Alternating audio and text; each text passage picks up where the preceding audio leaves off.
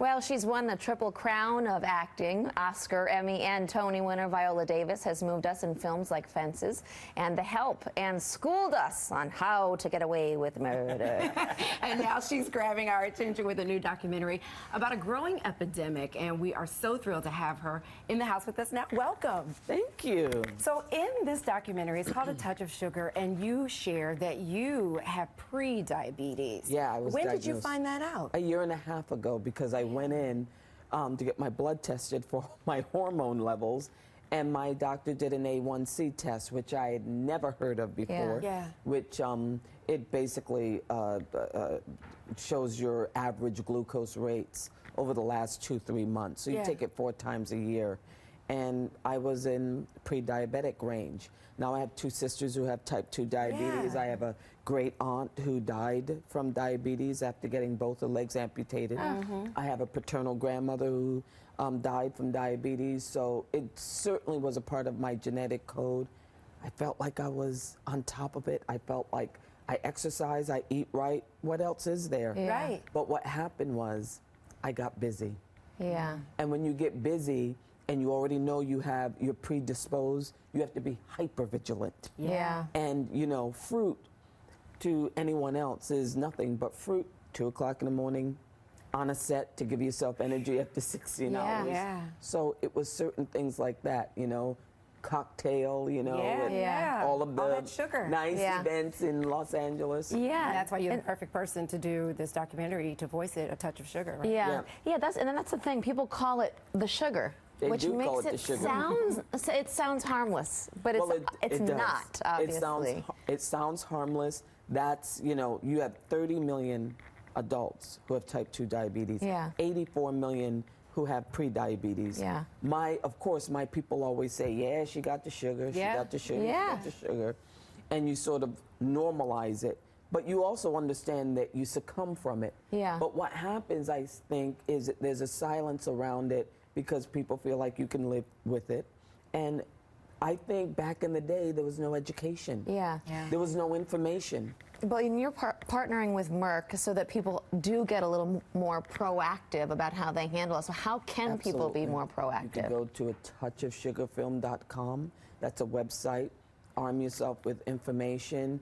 You know what? You got to see your doctor. If you have a doctor, get your A1C test. Get your glucose levels. And you know, everyone's diabetes is different. Yeah. With mine, exercise, you know, you think about all those sugary foods, which I thought I was careful with. But there's a lot of people, especially within the African American community, Hispanic community, our foods are cornbread, with dressing, rice. I was telling someone we used to make sugar candy when we were young with Crisco, sugar. You'd fry it in a pan and then take it off the fire and wait for it to congeal into hard candy. Oh my God. And we learned that from the South, from being born in the South. Sugar candy, and you just don't know all the... Just part of your childhood. I grew up in the South, too. We made sugar toast, where you put sugar on bread, you put it in the oven, and just let it melt. Absolutely. I did that, too.